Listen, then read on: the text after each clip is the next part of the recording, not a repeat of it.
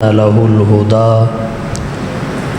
ويتبع غير سبيل المؤمنين نوله ما تولى ونصله جهنم وساءت مصيرا وقال النبي صلى الله عليه وسلم أصحابي كالنجوم فبأيهم اقتديتم اهتديتم سبحان ربك رب العزة عما يصفون وسلام على المرسلين والحمد لله رب العالمين۔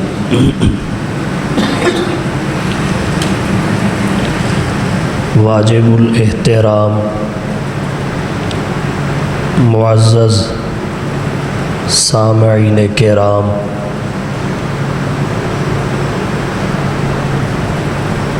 آج کی گفتگو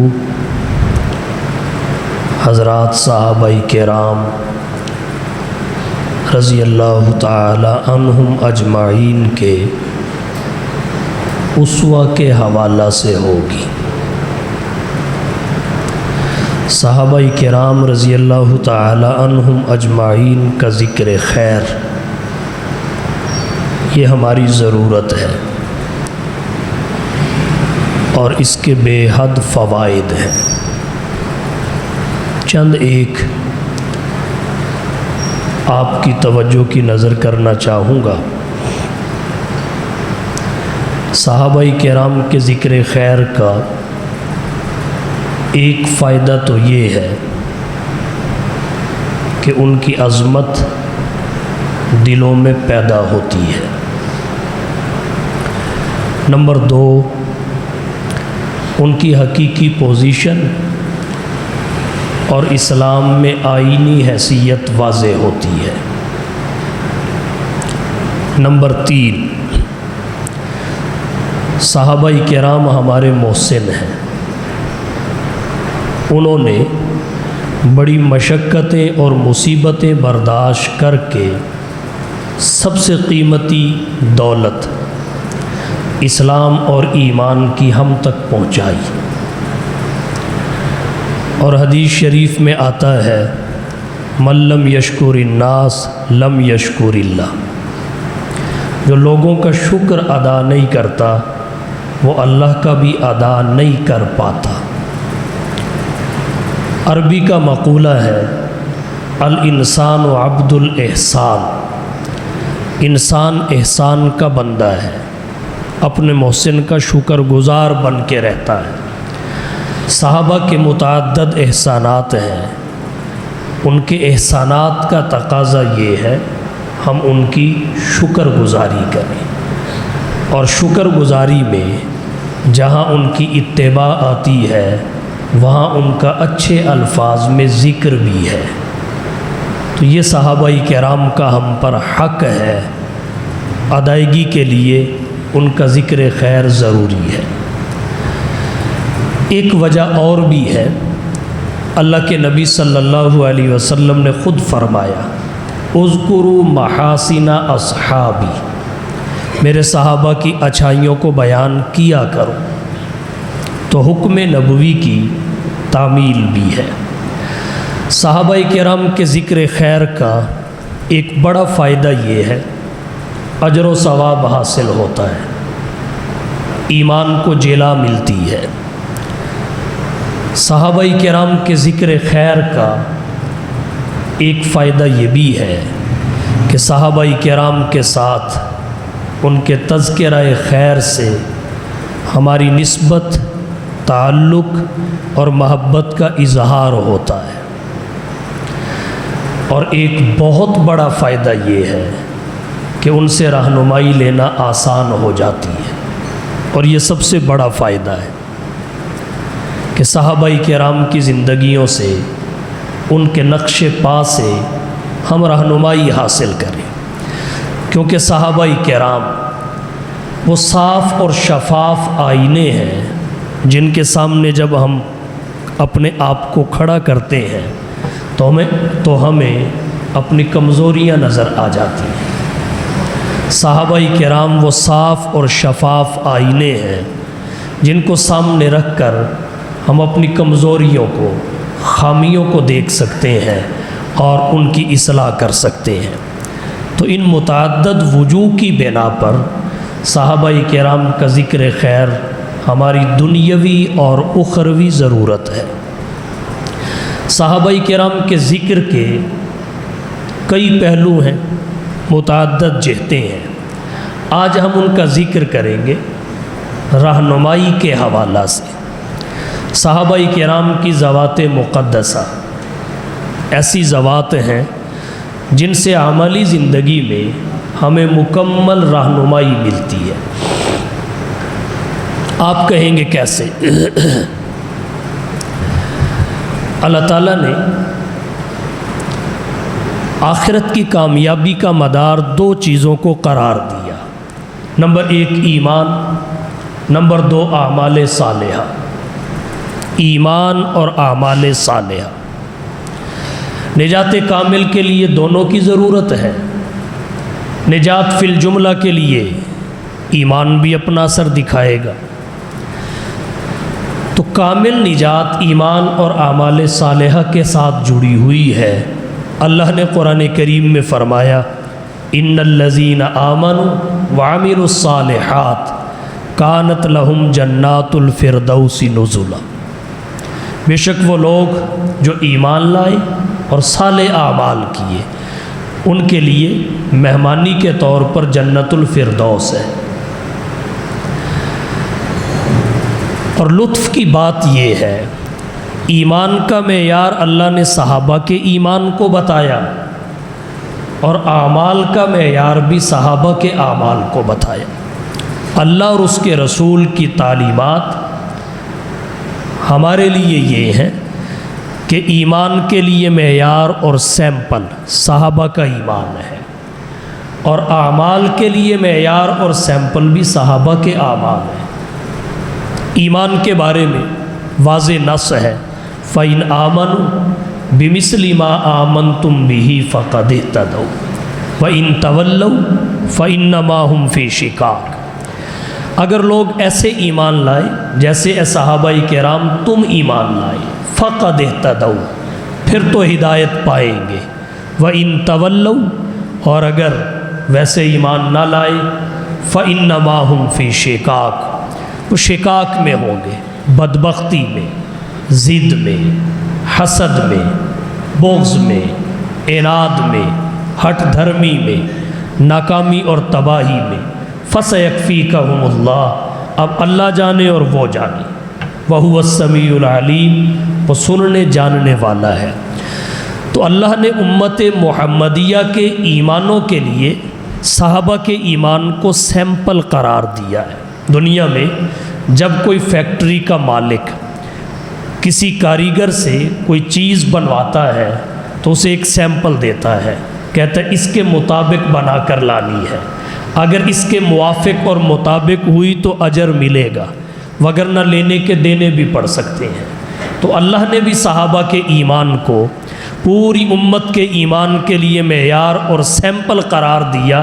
اس کا مطلب یہ ہے دیکھ لینا ایمان ان کے ایمان جیسا ہو، اگرچہ ہمارے ایمان کی کیفیت وہ نہیں بن سکتی۔ اور کیوں نہیں بن سکتی؟ اس کی وجہ ہے ہمارا ایمان موروثی ہے، ہم باپ دادے سے مسلمان چلے آ رہے ہیں، ایمان کے لیے ہمارا کچھ گیا نہیں، اور صحابہ نے ایمان کے لیے کچھ بچایا نہیں۔ ہمارا ایمان موروثی ہے، ان کا ایمان کسبی تھا، انہوں نے جد و جہد سے، محنت سے، تکالیف سے، سوچ سمجھ کے ایمان قبول کیا اور اس کے تقاضے پورے کیے۔ ان کا موروثی نہیں تھا، وہ باپ دادا سے مسلمان نہیں تھے، تو جو قدر ایمان کی انہیں تھی، چونکہ اس پہ قربانیاں لگی تھی، وہ ہمیں کبھی نہیں ہو سکتی، ہمیں وہ قدر نہیں ہو سکتی۔ اور پھر ان کا ایمان ایسا تھا، نہ کافر کی ترغیب اس میں تزلزل پیدا کر سکی، نہ ترہیب، نہ لالچ، نہ کوئی خوف، نہ شوق، نہ خوف۔ تو اللہ تعالیٰ نے صحابہ کے ایمان کو امت کے ایمان کے لیے معیار اور سیمپل قرار دے کے یہ فرمایا کہ دیکھ لینا، اگر ان کے ایمان جیسا ہوا تو مقبول ہے ورنہ مردود۔ اب کیفیت میں تو ان کے ایمان کی طرح نہیں ہو سکتا، وجہ میں نے ذکر کر دی۔ مومن بہم کے اعتبار سے جن چیزوں پر ایمان لایا جاتا ہے وہ کتنی ہیں؟ بعد والوں کا ایمان صحابہ کے ایمان کی طرح ہو سکتا ہے، جن چیزوں پر ایمان لایا جاتا ہے وہ صحابہ کے لیے بھی اتنی ہی ہو، ہمارے لیے بھی اتنی ہی ہو۔ جن جن چیزوں پر وہ ایمان لائے بعد کی امت اور انسانیت بھی ان چیزوں پر ایمان لائے، تعداد میں ایمانیات کی کمی نہ آئے۔ تو ایک یہ طریقہ ہے صحابہ کے ایمان کی اتباع اور تقلید کا۔ فَإِنْ آمَنُوا بِمِثْلِ مَا آمَنْتُمْ بِهِ فَقَدِ اهْتَدَوْا وَإِنْ تَوَلَّوْا فَإِنَّمَا هُمْ فِي شِقَاقٍ۔ تو ہمارے ایمان کے لیے معیار صحابہ کا ایمان ہے، اعمال کے لیے معیار صحابہ کے اعمال ہے۔ یہاں ایک سوال پیدا ہوگا کہ نبی کے اعمال معیار کیوں نہیں، صحابہ کے اعمال کیوں؟ اس کی ایک وجہ ہے۔ نبی کا اگر قول آ جائے جسے ہم امر کہتے ہیں وہ تو واجب العمل ہے، عمل کو واجب کرتا ہے اگر وجوب کے خلاف کوئی کرینہ نہ ہو۔ اگر اللہ کے نبی کا امر اور حکم آ جائے وہ تو عمل کو واجب کرتا ہے۔ رہا نبی کا فعل اور عمل، اس پہ عمل کرنا ہمارے لیے ضروری ہے یا ضروری نہیں ہے، اس میں تفصیل ہے۔ نبی کے ہر فعل اور عمل کی ہم اقتداء نہیں کرتے، نہ کر سکتے ہیں، نہ کرنی چاہیے۔ نبی کے کچھ اعمال ہیں جن کو چھوڑ کر باقیوں کی ہم اقتداء کرتے ہیں۔ کن کو چھوڑنا ہے؟ محقق علماء فرماتے ہیں جو اللہ کے نبی کی ذات کے ساتھ مخصوص افعال ہیں امت ان پہ عمل نہ کرے۔ جیسے حضور انی رسول اللہ کلمہ پڑھتے تھے، ہم نے محمد الرسول اللہ ہی پڑھنا ہے۔ حضور نے 11 شادیاں کی، ہم نہیں کر سکتے۔ آپ پہ تہجد کی نماز فرض تھی، ہمارے لیے فرض نہیں ہو سکتی۔ تو ہم نبی کے کس عمل پہ عمل کریں گے؟ لا مخصوصاً بھی، جو حضور کے ساتھ مخصوص نہ ہو، ولا تبعا لہ، جو آپ کی طبیعت نہ ہو، ولا سہوا عنہ، جو نبی سے سہوا نہ ہوا ہو۔ بخاری کی روایت ہے ظہر کی 4 کے بجائے 2 رکعتیں پڑھا کے سلام پھیر دیا، وغیرہ وغیرہ۔ تو اب ہم نے اس عمل نبوت پہ عمل کرنا ہے، لا مخصوصاً بھی ولا تبعا لہ ولا سہوا عنہ۔ اب ایک تو یہ ہے کہ یہ چھانٹی ہم کریں، جتنا بودھ پیدا ہو چکا ہے ہمارے اور حضور کے زمانے حیات میں، تو یہ ہمارے لیے مشکل ہو گیا۔ اور دوسرا یہ ہے کہ جو نبی کے دور میں تھے انہوں نے جو چھانٹی کی ہے ہم اس پہ اعتماد کر لیں، اور جو نبی کے دور میں تھے وہ صحابہ ہیں، ان کو جتنا پتہ ہے کہ یہ نبی کے ساتھ مخصوص ہے یا پوری امت کے لیے عام ہے، یہ تبعاً ہوا، یہ سہواً ہوا یا کس طرح ہوا۔ تو صحابہ کرام کا عمل وہ چھاننا ہے جس میں نبی کی زندگی رکھی جاتی ہے، نبی کے اعمال اور افعال رکھے جاتے ہیں، پھر یہ صحابہ کے عمل کا چھاننا چلتا ہے۔ جو اوپر رہ جائیں وہ فقط نبوت کے لیے ہوتے ہیں، جو نیچے نکل آئیں وہ پوری امت کے لیے ہوتے ہیں۔ تو ہمارے لیے صحابہ کا عمل کیوں؟ اس لیے کہ نبی کے اعمال میں ناسخ بھی ہے، منسوخ بھی ہے، اور صحابہ کرام جب نبی کے عمل کو لیتے ہیں تو اسی کو لیتے ہیں جو ناسخ ہوتا ہے، منسوخ نہیں ہوتا۔ صرف آپ نماز کی عبادت کو دیکھ لیجئے، ابتدائی اسلام میں بہت ساری چیزیں تھیں جو اللہ کے رسول کی وفات سے پہلے ختم ہو گئیں، ان میں ایک رفع الیدین بھی ہے۔ تو اب حضرت عبداللہ بن مسعود رضی اللہ تعالی عنہ جس طرح نماز پڑھتے رہے اور صحابہ کو پڑھ کے دکھاتے رہے، بعد کی امت کو سمجھاتے رہے، تو اس میں وہی چیزیں ہیں جو حضور صلی اللہ علیہ وسلم اپنی وفات سے پہلے اس امت کو دے کے گئے۔ بہت پہلے جو چیزیں تھیں منسوخ ہو گئیں، وہ اس میں نہیں تھی۔ تو اللہ کے نبی کے اعمال میں، افعال میں کچھ ایسے ہیں کہ امت کے لیے نہیں ہے، فقط نبوت کے لیے ہے، اور کچھ ایسے ہیں جو پوری امت کے لیے ہیں۔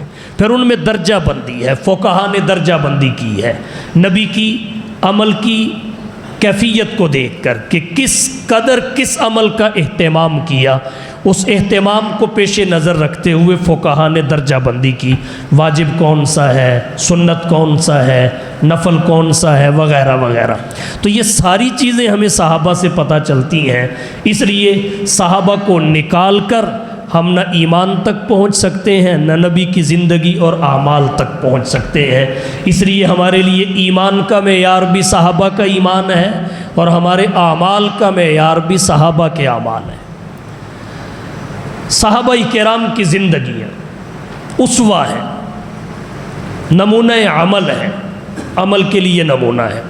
آج امت اور انسانیت کو جس قدر مشکلات درپیش ہیں، صحابہ کرام کی زندگیوں میں ہماری مکمل رہنمائی ہے، عمل کر کے ہم ہر مشکل سے نکل سکتے ہیں۔ اس وقت کچھ حالات وہ ہیں جو ہمارے گھریلو حالات ہیں، کچھ حالات وہ ہیں جو ملکی حالات ہیں، کچھ حالات وہ ہیں جو عالمی سطح کے حالات ہیں۔ اب دائرہ کوئی بھی ہو، صحابہ کی زندگیاں رہنمائی کرتی ہیں۔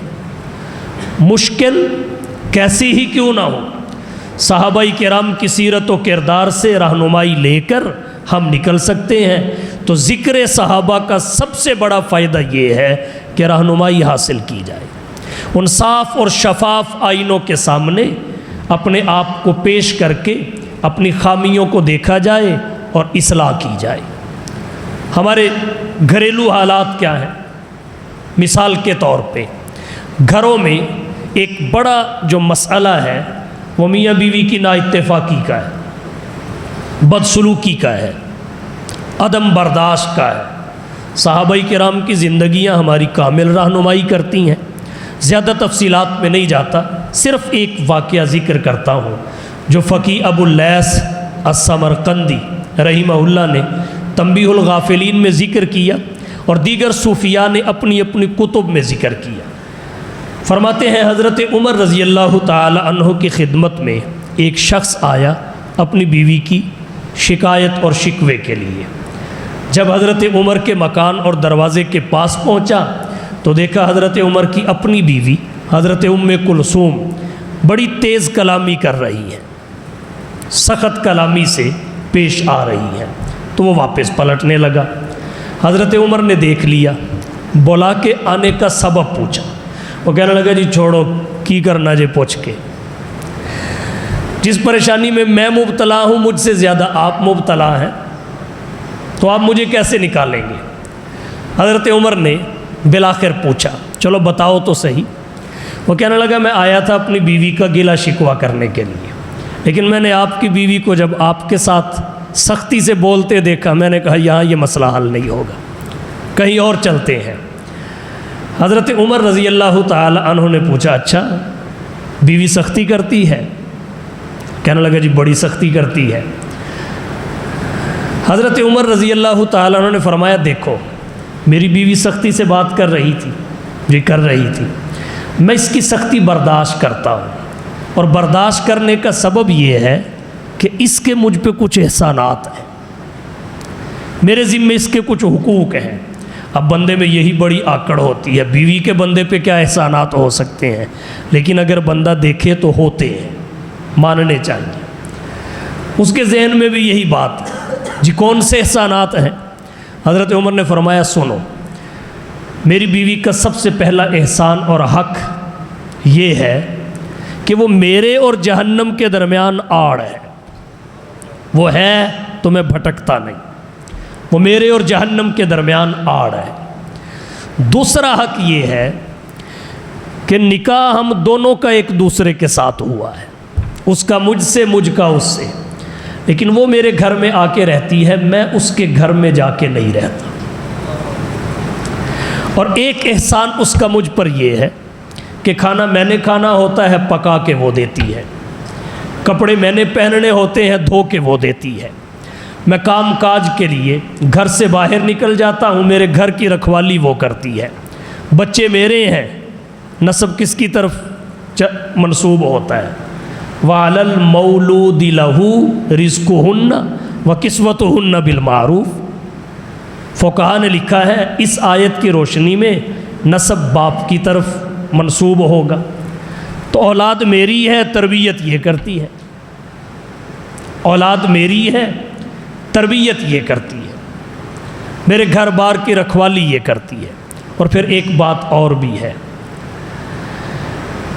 ڈولی میں بیٹھ کے آتی ہے، جنازے کی چارپائی پہ لیٹ کے جاتی ہے، ڈولی میں بیٹھ کے آتی ہے، جنازے کی چارپائی پہ لیٹ کے جاتی ہے۔ تو ہمیں سمجھنا چاہیے بیویوں کے بڑے حقوق ہیں، ان کے بندوں پہ بڑے احسانات ہیں۔ تو حضرت عمر رضی اللہ تعالی عنہ نے جب اپنی بیوی کے یہ معاملات احسانات اس کے سامنے رکھے، وہ کہنے لگا جی یہ سارے تو میری بیوی کے بھی مجھ پر ہیں۔ تو حضرت عمر کہنے لگے پھر سمجھتے گیا ہی ہوئے گا کہ اب تجھے کیا کرنا چاہیے، تجھے بھی میری طرح برداشت کرنا چاہیے۔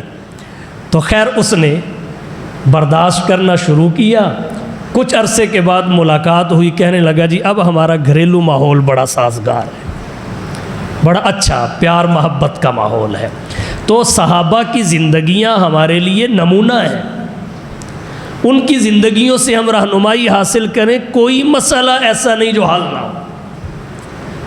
اب ہمارے جو مسائل گھر سے باہر نکل کے ملکی سطح کے مسائل ہیں، ملکی سطح کے، بلکہ ایک مسئلہ میں اور ذکر کر دیتا ہوں، گھریلو مسئلہ۔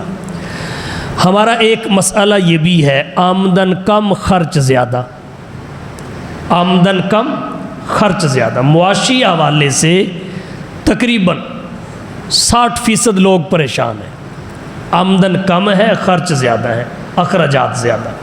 تو صحابہ کرام کی زندگیاں ہماری کیا رہنمائی کرتی ہیں، ہمارے لیے کیا اسوہ موجود ہے۔ ایک واقعہ ذکر کرتا ہوں جو حضرت امام اہل سنت مولانا عبدالشکور صاحب لکھنوی رحمۃ اللہ علیہ نے سیرت خلفائے راشدین میں ذکر فرمایا۔ کہتے ہیں حضرت ابو بکر صدیق رضی اللہ تعالی عنہ کی بیوی نے ایک دفعہ ان سے درخواست کی کہ میٹھا کھانے کو جی کرتا ہے، سویٹ ڈش، میٹھا کھانے کو جی کرتا ہے۔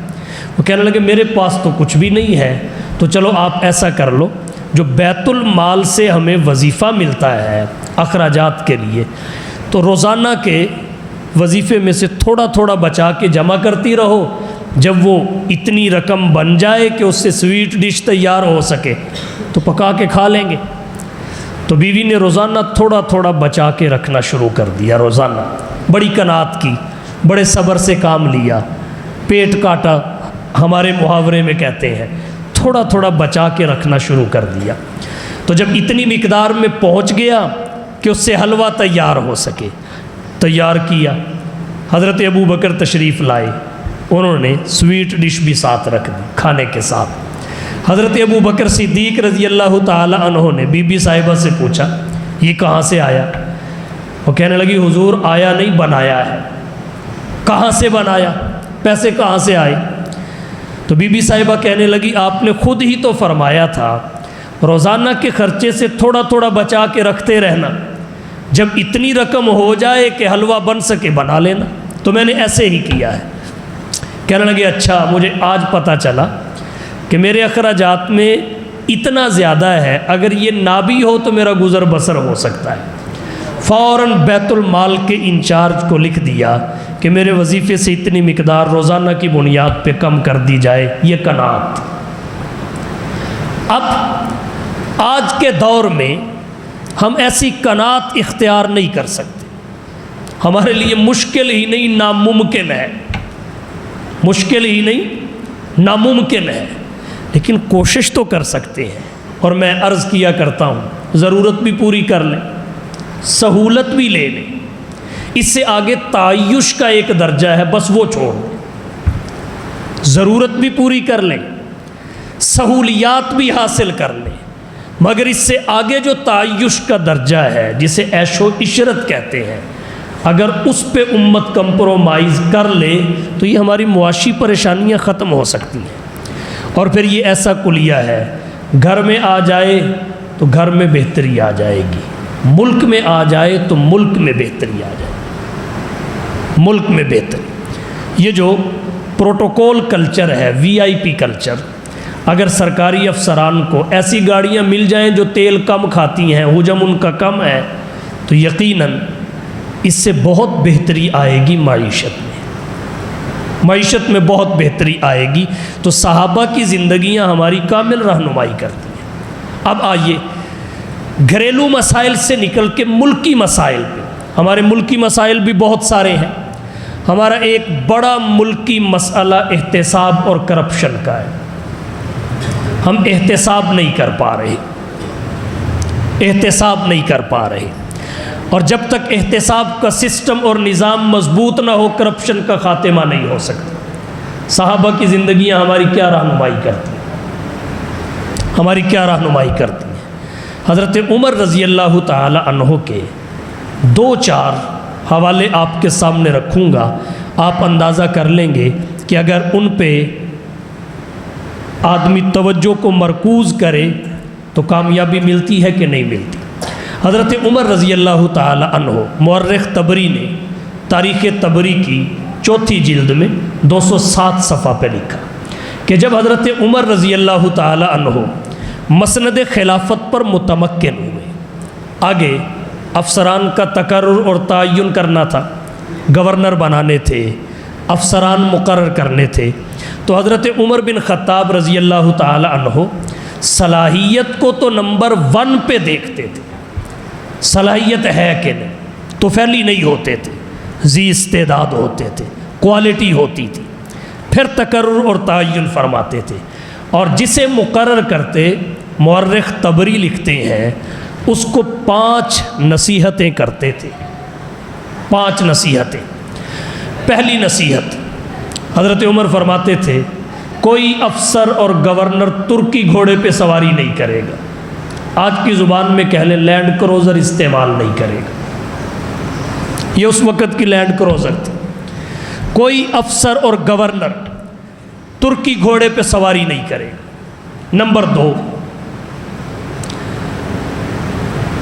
باریک لباس نہیں پہنے گا. یہ معاشرتی امتیاز کی علامت تھی اور یہ مہنگا لباس تھا. وہ وی آئی پی کلچر کا خاتمہ کر رہے تھے. باریک لباس نہیں پہنے گا. نمبر 3، چھنے ہوئے آٹے کی روٹی نہیں کھائے گا. یہ اس دور میں تعیش تھا، چھنے ہوئے آٹے کی روٹی نہیں کھائے گا. نمبر 4، اپنے گھر کے باہر ڈیوڑی نہیں بنائے گا، دربان مقرر نہیں کرے گا. نمبر 5، اہل حاجت کے لیے دروازہ ہمیشہ کھلا رکھے گا، اسے بند نہیں ہونے دے گا. یہ 5 نصیحتیں کرتے تھے. اور آپ نے اپنا یہ حکم نامہ، جو 5 نکاتی حکم نامہ تھا، یہ اپنے افسران اور گورنروں کی طرف بھی بھیجا جو پہلے سے چلے آ رہے تھے. اور جہاں دیکھا کہ اس کی تنفیذ میں کوتاہی ہے، فوراً ایکشن لیا، فوراً. اور پھر نہیں دیکھا یہ کس کا کیا لگتا ہے، نہیں دیکھا کس کا کیا لگتا ہے. اس پہ 2 واقعات میرے ذہن میں آ گئے. صاحب کنز العمال نے کنز العمال کی 6 جلد میں 355 صفحہ پہ ایک واقعہ لکھا. وہ واقعہ ہے حضرت سعد بن ابی وقاص رضی اللہ تعالی عنہ کا. حضور کے انتہائی قریبی عزیز، انتہائی قریبی. اطلاع ملی کہ انہوں نے گھر کے باہر ڈیوڑی بنائی ہے اور نو گو ایریا ڈیوڑی بنائی ہے، دربان مقرر کیے ہیں. تو جیسے ہی اطلاع ملی، محمد بن مسلمہ رضی اللہ تعالی عنہ کی ڈیوٹی لگائی کہ اپنی فورس اور ٹیم لے کے نکل جائیں. اگر اطلاع درست ہو تو فوراً ڈیوڑی کو آگ لگا دیں، فوراً، بغیر کسی تاخیر کے.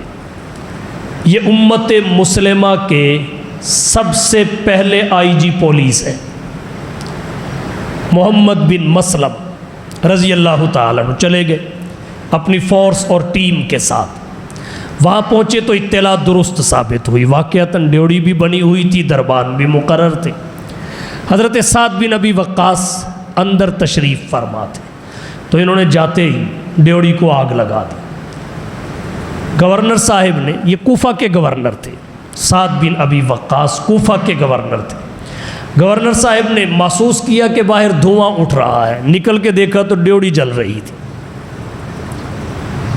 اسی طرح ایک واقعہ کتاب الخراج کے 66 صفحہ پہ ہے، اور تاریخ طبری جلد 4 چہارم جلد 207 صفحہ پہ ہے۔ ایاز بن غنم رضی اللہ تعالیٰ عنہ حضور کے صحابی ہے، اور یہ مصر کے گورنر تھے۔ ان کے بارے میں اطلاع ملی جی انہوں نے باریک لباس پہنا ہوا ہے، باریک لباس۔ تو پھر ٹیم کو بھیجا، اگر اطلاع درست ہو تو کچھ نہیں دیکھنا، نہ آؤ دیکھو نہ تاؤ، پکڑ کے لے آؤ، اٹھا لاؤ۔ تو ٹیم گئی، اٹھا لائی، جو سرزنش کی وہ تو کی، وہ باریک کپڑے اتروائے اور اون کا لباس ننگے بدن پہ پہنا دیا، اور اس سے آگے کہا جاؤ جنگل میں جا کے بیت المال کی بکریاں چراؤ۔ 6 مہینے تک بکریاں چرواتے رہے۔ اگر ایسا نظام ہو، دیکھتے ہیں فرائض کی انجام دہی میں کون کوتاہی کرتا ہے، کیسے کرپشن ہوتی ہے، اور احتساب کا سسٹم کیسے ناکام ہوتا ہے۔ ہو ہی نہیں سکتا۔ 6 مہینے تک بکریاں چراتے رہے اور بڑے شرمندہ اور پریشان۔ 6 مہینے کے بعد حضرت عمر نے پوچھا جی بتائیے اب کام ٹھیک ہوگا؟ تو 6 مہینے کے بعد انہیں عہدے پہ بحال کیا۔ 6 مہینے کے بعد۔ یہ ایک قومی مسئلہ ہمارا جو ہے اس کی میں نے مثال پیش کی، باقی بھی جتنے ہیں آپ کسی مسئلہ کا نام لیجئے، صحابہ کی زندگیاں کامل رہنمائی کرتی ہیں کہ ہمیں مسائل سے نکلنا کیسے ہے، مشکلات سے بچنا کیسے ہے۔ یہ ملکی لیول کا مسئلہ تھا جو میں نے ذکر کیا، اور بہت سارے ہیں۔ اسی طرح صحابہ کی زندگیوں سے رہنمائی حاصل کی جائے تو ہم تمام مسائل سے نکل سکتے ہیں۔ اب ایک عالمی سطح کا مسئلہ ہے، اس میں صحابہ کا اسوہ کیا ہے وہ آپ کے سامنے رکھنا چاہتا ہوں۔ عالمی سطح کا مسئلہ کیا ہے؟ دنیا میں کتنے مسلم ممالک ہیں اس وقت؟ درجنوں ہیں۔ اب ان کی آپس میں نہیں بنتی، ایک دوسرے کی ٹانگیں کھینچ رہا ہے، دوسرا پہلے کی ٹانگیں کھینچ رہا ہے۔ عرب ممالک کو ہی دیکھ لیجئے کیا کیا نہیں ہو رہا۔ اور ایک مسلمان ملک دوسرے مسلمان ملک کو نیچا دکھانے کے لیے کوئی امریکہ کی گود میں بیٹھا ہے، کوئی روس کی گود میں بیٹھا ہے، کوئی کسی کی گود میں بیٹھا ہے۔ یہ عالمی سطح کے حالات ہیں،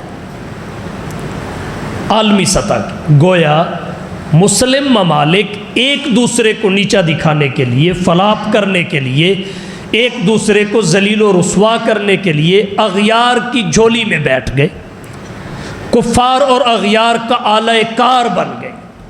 صحابہ کی زندگیاں ہماری کیا رہنمائی کرتی ہیں عالمی سطح کے ان مسائل میں؟ زیادہ تفصیلات میں نہیں جاتا، مشاجرات صحابہ کے عنوان سے کئی دفعہ میں نے گفتگو کی، تفصیلات کئی دفعہ میں ذکر کر چکا۔ حضرت علی اور حضرت معاویہ رضی اللہ تعالی عنہما اور ان کے طرفداروں کی آپس میں ایک جنگ ہوئی جسے جنگ صفین کہتے ہیں۔ یہ اجتہاد کے مختلف ہونے کی بنا پہ ہوئی، بھائی بھائی کی لڑائی تھی، کفر اور اسلام کی لڑائی نہیں تھی، کفر اور اسلام کی نہیں تھی۔ جب حضرت علی اور حضرت معاویہ اور طرفین کے طرفدار، جانبین کے طرفدار آپس میں لڑ رہے تھے، تو این لڑائی کے دوران روم کے بادشاہ قیصر نے حضرت معاویہ رضی اللہ تعالی عنہ کو پیغام بھیجا کہ میں آپ کا اتحادی بن کر آپ کی حمایت میں علی سے جنگ کرنا چاہتا ہوں رضی اللہ تعالی عنہ۔ ایک لمحے کے لیے سوچئے، اگر ایسی آفر امریکہ آج کسی کو کر دے، ایک مسلمان ملک کو دوسرے مسلمان ملک کے خلاف ایسی آفر اگر امریکہ کر دے تو اس آفر کو نہ صرف یہ کہ کوئی ٹھکرانے کی سوچے گا، بلکہ قبول کرنے میں کوئی تاخیر نہیں کرے گا۔ اور روم اس وقت کا امریکہ تھا، امریکہ آج کا روم ہے۔ روم اس وقت کا امریکہ تھا، امریکہ آج کا روم ہے۔ تو جب یہ روم کے بادشاہ نے آفر کی حضرت معاویہ رضی اللہ تعالی عنہ کو کہ میں آپ کے ساتھ ہو کر علی کے خلاف لڑنے کو تیار ہوں۔ تو اب حضرت معاویہ رضی اللہ تعالی عنہ کا طرز عمل دیکھیے۔ حضرت معاویہ رضی اللہ تعالی عنہ نے فرمایا یہ ہماری بھائیوں کی لڑائی ہے، اس میں آپ کیسے کود سکتے ہیں، ہماری بھائیوں کی لڑائی ہے۔ اور پھر مورخین نے لکھا ہے، کسی نے لکھا حضرت معاویہ نے کہا لَئِن لَّمْ تَنْتَهِ یا کلب یا لعین، مختلف قسم کے الفاظ ہیں، سخت جواب دیا۔ اور حضرت معاویہ رضی اللہ تعالی عنہ نے پیغام بھیجا کہ اگر تو نے حضرت علی رضی اللہ تعالی عنہ پہ، چونکہ خلیفہ اس وقت وہ تھے، اگر تو نے حضرت علی کے خلاف ایک قدم بھی اٹھایا تو علی کے لشکر سے پہلا بندہ جو تیرے خلاف لڑنے کے لیے میدان میں آئے گا وہ معاویہ بن ابی سفیان ہوگا۔ وہ معاویہ بن ابی، یہ ہے عالمی حالات کے تناظر میں صحابہ کرام کا اسوہ۔ اگر آج امت، آج مسلم ممالک اس طرز کو اختیار کر لیں، صحابہ کے اس عمل کو اسوہ اور نمونہ سمجھ لیں، تو پھر یہ سارے کے سارے متحد نظر آئیں گے۔ اور جب یہ متحد ہو جائیں، ان سے بڑی طاقت دنیا میں کوئی نہیں ہے۔ یہ طاقت توڑی گئی ہے، یہ طاقت تقسیم کی گئی ہے، اور اس کے نتیجے میں مغلوبیت، محکومیت اور مفلوق الحالی ہمارا مقدر بن چکی ہے۔ وگرنہ ہم ہی تھے جنہوں نے بر صغیر پہ ہزاروں سال حکومت کی، ہم ہی تھے جنہوں نے سلطنت عثمانیہ کو قائم کیا، ہم ہی تھے جن کا سکہ شرق سے غرب تک چلتا تھا، شمال سے جنوب تک چلتا تھا، عرب سے عجم تک چلتا تھا، ہم ہی تھے جن کا نام سن کر کیسر اور کسریٰ کے محلات میں لرزہ طاری ہو جایا کرتا تھا۔ مگر اس وقت ہم تھے، آج وہ یہ ہے۔ اس وقت ہم متحد تھے، آج ہم منقسم ہیں۔ تو صحابہ کرام کی زندگیاں ہمارے لیے اسوہ ہیں، ہمارے لیے نمونہ ہیں، ان سے ہمیں رہنمائی لینی چاہیے، اور صحابہ کرام کے بارے میں کسی بدگمانی میں مبتلا نہیں ہونا چاہیے، اپنے دل میں ان کے بارے میں کوئی میل نہیں آنے دینا چاہیے۔ یہ میں نے کئی دفعہ گفتگو کی کہ صحابہ کی خطائیں بھی رحمت کی گھٹائیں ہیں، صحابہ کی خطائیں بھی رحمت کی گھٹائیں ہیں۔ ان کی خطاؤں کی وجہ سے بھی ان کی تنقید سے اپنے آپ کو بچایا جائے۔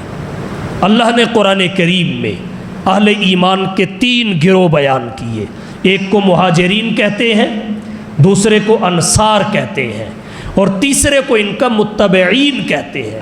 اہل ایمان کے یہ 3 گروہ ہیں، چوتھا کوئی نہیں۔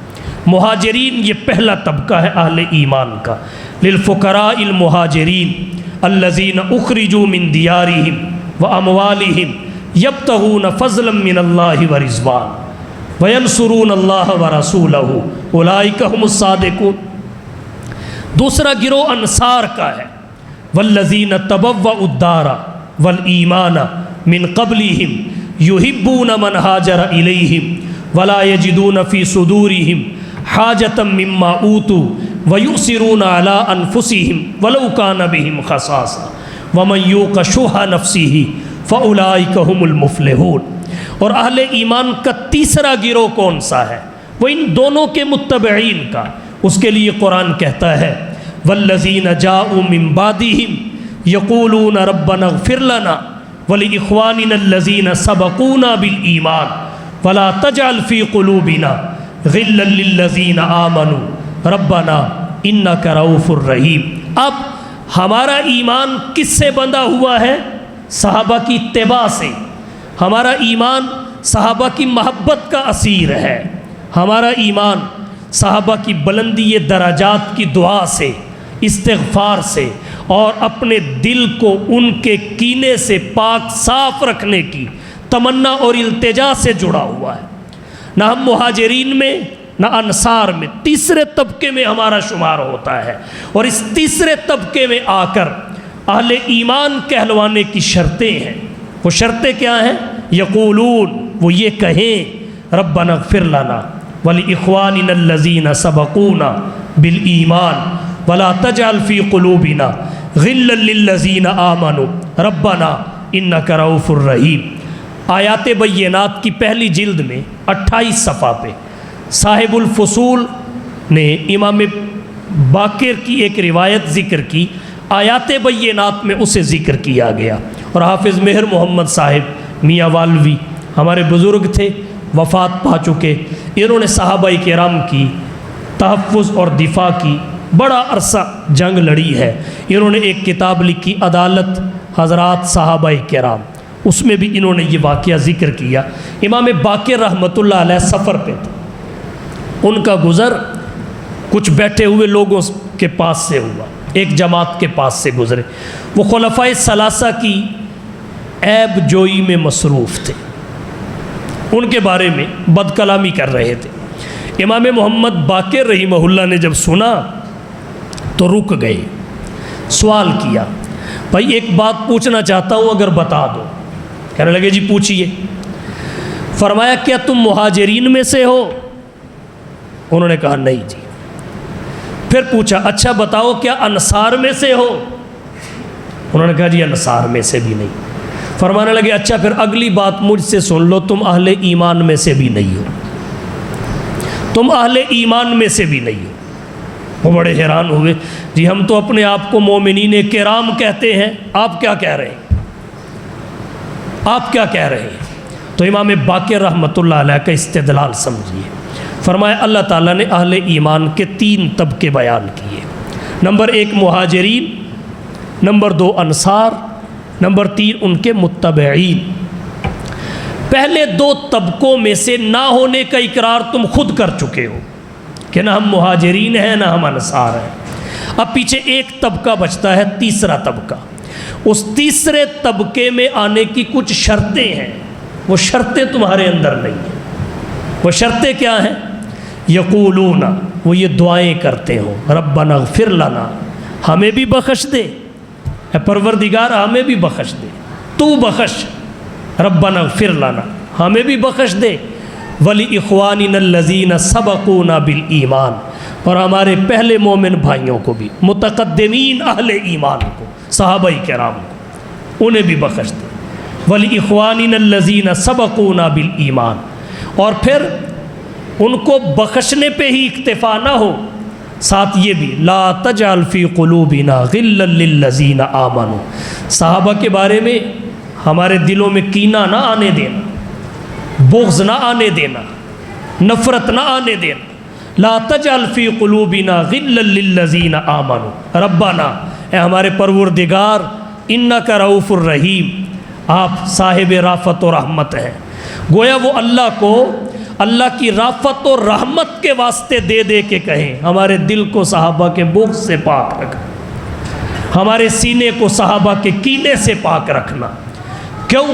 اس لیے کہ وہ نبی کی محنت کا ہے خلاصہ، وہ نبی کی محنت کا ہے خلاصہ، علم و عمل کے پیکر، زہد و ورع سراپا، مشن تھا جن کا دین متی کا غلبہ، کتنے غیور اور جری تھے نبی کے صحابہ۔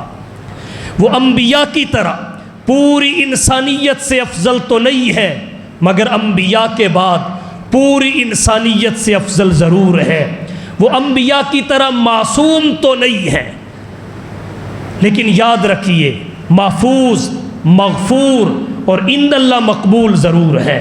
اور ایک بات میں اور عرض کر دیتا ہوں، انبیاء کرام فردن فردن معصوم ہیں من حیث الانفراد، اور صحابہ کرام من حیث الاجتماع معصوم ہیں۔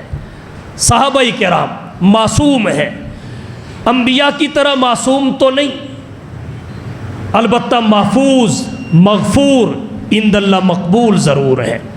وہ ربوبیت اور نبوت کے درمیان واسطہ تو نہیں ہے، مگر نبوت اور امت کے درمیان واسطہ ضرور ہے۔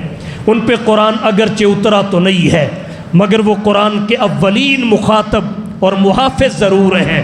وہ اسلام کے اوامر و نواہی کے موجد تو نہیں ہے، مگر اسلام کے اولین ناقل اور شارع ضرور ہیں، ان کے قبضہ میں انسانیت کی ہدایت تو نہیں ہے، مگر یاد رکھیے وہ پوری انسانیت کے لیے ذریعہ ہدایت اور نمونہ عمل ضرور ہیں۔ ان سے خطا کا سرزد ہونا تو ثابت ضرور ہے، مگر ذمے میں باقی نہ رہنا یقینی ضرور ہے۔ تو صحابہ کرام پوری انسانیت میں انبیاء کے بعد سب سے اونچے طبقے کا نام ہے۔ اللہ کا قرآن جن کا مدح سرا، محمد کا فرمان جن کا مدح سرا، پوری امت جن کے احترام میں جھکی ہوئی ہو، تو فرمایا ایمان کی نشانی یہ ہے صحابہ کرام کے بعد کے لوگوں کے لیے، مہاجرین و انصار کے بعد کے لوگوں کے لیے، کہ وہ صحابہ کرام کے لیے محبت کے جذبات رکھیں اور صحابہ کرام کے بغض اور کینے سے اپنے دلوں کو پاک رکھیں، ان کی تعریف کریں، تنقید نہیں، تنقیص نہیں۔ سب اور شتم تو اوپر کے درجے ہیں، اللہ کے نبی نے اس سے بھی منع فرمایا۔ تنقید سے سب اور شتم کی اجازت کیسے مل سکتی ہے؟ تو اگر اپنا ایمان محفوظ رکھنا چاہتے ہیں تو صحابہ کی محبت کی رسی سے باندھنا پڑے گا۔ لا تجعل فی قلوبنا غلا للذین آمنوا ربنا انک رؤوف الرحیم۔ ان کے کسی عمل کی حکمت سمجھ نہیں آتی تب بھی تنقید نہیں۔ اور یاد رکھیے اہل سنت والجماعت کا عقیدہ ہے جیسے انبیاء تنقید سے بالا تر ہیں، ویسے ہی اصحاب مصطفیٰ بھی تنقید سے بالا تر ہیں۔ جیسے نبوت رب کا انتخاب ہے، ویسے ہی صحابیت بھی رب کا انتخاب ہے۔ اگر حضور پر نبوت کا دروازہ بند ہے تو جماعت صحابہ پر صحابیت کا دروازہ بھی بند ہے۔ تو صحابہ کرام کا ذکر خیر ہو، اذکروا محاسن صحابی لا تذکروا مساوی صحابی او کما قال صلی اللہ علیہ وسلم۔ فوائد میں شروع میں ذکر کر چکا۔ اللہ تعالی ہم سب کو صحابہ کرام کی سچی محبت نصیب فرمائے اور ان پر عدم اعتماد سے محفوظ رکھے۔ یاد رکھیے سب فتنوں کے پیدا ہونے کا سبب حضرات صحابہ کرام پر عدم اعتماد ہے۔ جب ان پر عدم اعتماد پیدا ہو جائے پھر اس کے نتائج کیا ہیں؟ انکار حدیث کا فتنہ، انکار فقہ کا فتنہ، اعتزال کا فتنہ، متعدد فتنے جو دنیا میں رونما ہوئے۔ اس کا سبب کیا ہے؟ حضرات صحابہ کرام پر عدم اعتماد۔ پتہ چلا تمام فتنے یہاں سے پیدا ہوتے ہیں۔ تو صحابہ کے بارے میں اپنے دل کو صاف رکھیے، پھر دیکھیے اطمینان اور شرح صدر کیسے نصیب ہوتا ہے۔